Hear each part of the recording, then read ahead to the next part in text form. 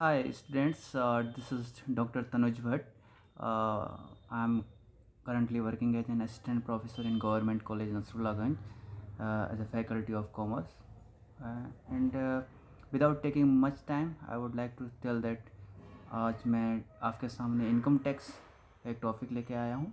Specially जो BCom third year के students हैं, जो मुझे यहाँ भी कुछ प्रॉब्लम्स लग रही थी स्टूडेंट्स के बीच में, तो उस टॉपिक को क्लियर करने के लिए एक सैलरी का आप चार्ट देख रहे होंगे। जब हम ग्रॉस सैलरी या टैक्सेबल सैलरी निकालते हैं तो वहाँ पे हम ये देख पा रहे होंगे कि किस तरह से हम ग्रॉस सैलरी को कैलकुलेट करते हैं, क्या क्या इंक्लूड हो गए ग्रॉस सैलरी आएगी। तो सैलरी मीन्स होता है सैलरी, वेजेज, एडवांस सैलरी और ये एरियर ऑफ सैलरी अगर आपको मिल रही है, डियरनेस पे आपको मिल रहा है, dearness allowance, bonus, fees, commission, allowances वो taxable part, value of taxable perquisites, इन सब पे बात हुई है क्लास में।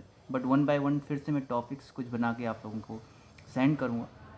आई होप उन वीडियोज़ में आप फिर वो बहुत हेल्पफुल आपके लिए होंगी। फ़िलहाल मैं एक टॉपिक लेके आ रहा हूँ कि पीएफ प्रोविडेंट फंड जो है उसको कितना पार्ट देगा और कौन से केस में हम सैलरी इनकम के लिए जोड़ेंगे। यानी कि जब हम कैलकुलेशन करते हैं ग्रॉस सैलरी या फिर उससे आगे जाएं फर्दर हम कि टैक्सेबल सैलरी हमको निकालनी हो या नेट सैलरी निकालनी हो, तो पीएफ के जो केसेस हैं, टाइप्स ऑफ पीएफ या पीएफ है क्या, देन पीएफ का मीनिंग क्या है, उसका पर्पज क्या है, उसके टाइप्स क्या हैं, है ना, और कौन से टाइप में कितना अमाउंट जो है आपकी टैक्सेबल सैलरी पर्पज के लिए जुड़ेगा, ये एक इम्पोर्टेंट टास्क है। तो इसी पे हम बात करते हैं। सबसे पहले प्रोविडेंट फंड होता क्या है, प्रोविजन से ही प्रोवाइडिंग बना हुआ है।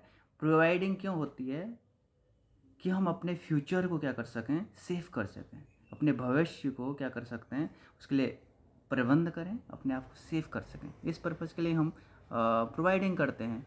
सो प्रोविडेंट फंड जब हम रिटायरमेंट किसी एम्प्लॉय का होता है या किसी भी पर्सन जो एबव 60 हो जाए या एक ऐसी स्थिति में आ जाए जहाँ फिजिकली इतना फिट ना हो कि वो काम कर सके, तो उस एज पे, उस समय पर उसको उस फंड से बेनिफिट हो सके कि अपनी लाइफ स्टाइल को जी सके, अपनी लाइफ स्टाइल के साथ without of making any kind of compromise वो अपनी लाइफ को जी सके प्रॉपर, कोई स्ट्रगल्स उसको ना आए, कोई हर्डल्स ना आए, उसके लिए हमें प्रोवाइडिंग करते हैं।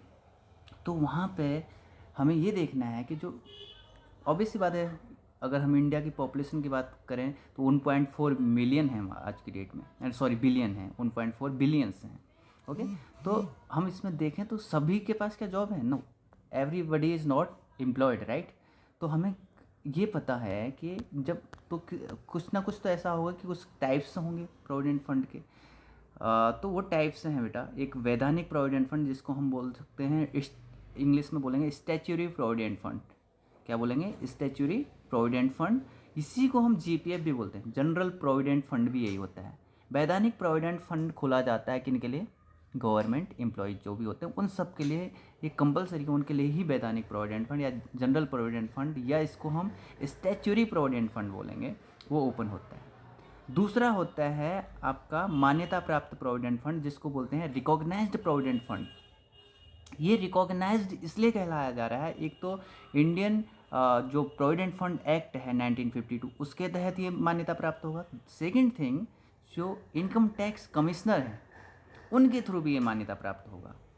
और ये कंपलसरी होता है किसी भी उस ऑर्गेनाइजेशन के लिए जिसके पास मोर देन 20 या मोर देन 20 एम्प्लॉयज़ वर्क कर रहे हैं।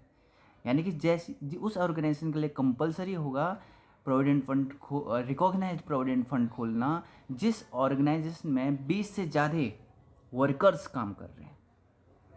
Getting my point.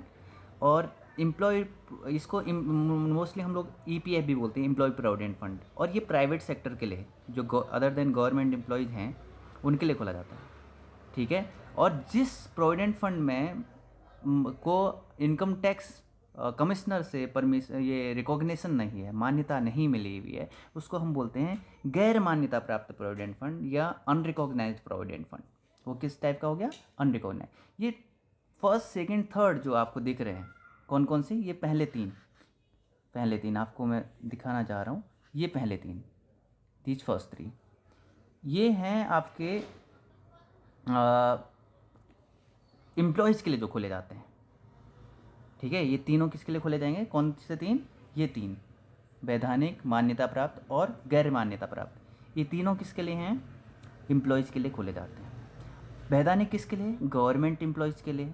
गवर्नमेंट में कौन, चाहे वो स्टेट गवर्नमेंट का, चाहे वो सेंट्रल गवर्नमेंट का हो, जो यूनिवर्सिटीज़ में काम कर रहे हैं वो भी आएंगे इसमें, यानी कि जो प्रोफेसर्स हैं, है ना, उनके एम्प्लॉयज़ हैं यूनिवर्सिटीज़ के। तो हम बोल सकते हैं गवर्नमेंट एंड सेमी गवर्नमेंट, जो कि गवर्नमेंट रूल्स के तहत वर्किंग है, उन सब के लिए क्या ओपन होता है, इस टाइप का provident fund, statutory provident fund. दूसरा टाइप जो प्रोविडेंट फंड का होता है वो मैंने जैसा बोला रिकॉग्नाइज प्रोविडेंट फंड, ये भी एम्प्लॉयज़ के लिए खोला जाता है लेकिन प्राइवेट एम्प्लॉयज़ के लिए। और ज़रूरी होगा कि जिस ऑर्गेनाइजेशन में मोर देन 20 एम्प्लॉयज़ काम कर रहे हैं वहाँ रिकॉग्नाइज प्रोविडेंट फंड खोलना ही होगा। और ये फंड दोनों से मान्यता प्राप्त होगा। एक तो इंडियन प्रोविजन जो प्रोविडेंट फंड एक्ट है 1952 उसके प्रोविजंस को फॉलो करेगा। सेकंड, इनकम टैक्स कमिश्नर जो हैं उनसे भी ये रिकॉग्नाइज्ड होगा, इसलिए इसको रिकॉग्नाइज्ड प्रोविडेंट फंड बोल रहे हैं। इसके बेनिफिट्स क्या होंगे अगले वीडियो में अभी मैं आपको बताऊंगा। तीसरा है हमारे पास अनरिकॉग्नाइज्ड, ऐसे ऑर्गेनाइजेशन जो रिकॉग्निशन जो ज़रूरी नहीं है जिनके लिए, या जो नहीं ले पा रहे हैं, या जिनके एम्प्लॉयज लेस देन 20 हैं, वहाँ हम क्या करेंगे, इनकम टैक्स कमिश्नर से रिकॉग्निशन लेने की ज़रूरत नहीं है। और आप इस टाइप के फंड में भी पैसा लगा सकते हैं और ये कहलाएगा अनरिकॉग्नाइज्ड प्रोविडेंट फंड, गैर मान्यता प्राप्त प्रोविडेंट फंड। और फोर्थ जो टाइप है ये एम्प्लॉयज़ के लिए नहीं है, ये कोई भी खोल सकता है। ये आपका क्या कहलाता है, जनरल प्रोविडेंट फंड भी कहलाता है। सॉरी नॉट जनरल, पीपीएफ कहलाएगा, पब्लिक प्रोविडेंट फंड कहलाता है। जनरल तो मैंने जैसा बोला स्टैच्यूटरी प्रोविडेंट फंड, वैधानिक प्रोविडेंट फंड को बोलते हैं। ये आपका पीपीएफ कहलाता है, पब्लिक प्रोविडेंट फंड। पब्लिक कौन, हम आप सभी जो भी मतलब एम्प्लॉयज़ नहीं हैं भले या एम्प्लॉयज़ हों, anyone who can open this kind of provident fund, this is known as public provident fund। and इसको हिंदी में हम क्या बोलेंगे, सार्वजनिक प्रोविडेंट फंड, सार्वजनिक, पब्लिक, राइट। सो गाइज ये अभी मैंने फ़िलहाल आपको बताया कि पहला मैंने क्या कोशिश की, जो हमारे पास जो चार्ट है, क्या है, जो चार्ट है उस चार्ट के थ्रू हमको जो नीड है कि इनकम, ये सैलरी में हम क्या क्या ऐड करेंगे, उसमें से हमने देखा हमारे पास जो प्रोविडेंट फंड है में हम जो कंट्रीब्यूट करते हैं जो प्रोविडेंट फंड में, वो भी आता है ना। ये देखिए आप, contribution of employer in RPF और contribution of employer in unrecognised provident fund. तो इनका जो किस पार्ट तक हम क्या करेंगे, सैलरी में नहीं लेंगे, और किस पार्ट के बाद हम इसको सैलरी में ऐड करेंगे for the purpose of calculating taxable salary या नेट सैलरी, राइट। ये ओवरऑल हम इसके तहत आगे की वीडियोज में हम करने वाले हैं। तब तक के लिए thank you. Please watch my next video for completely getting the knowledge of provident fund and how it is calculated for the salary. Thank you.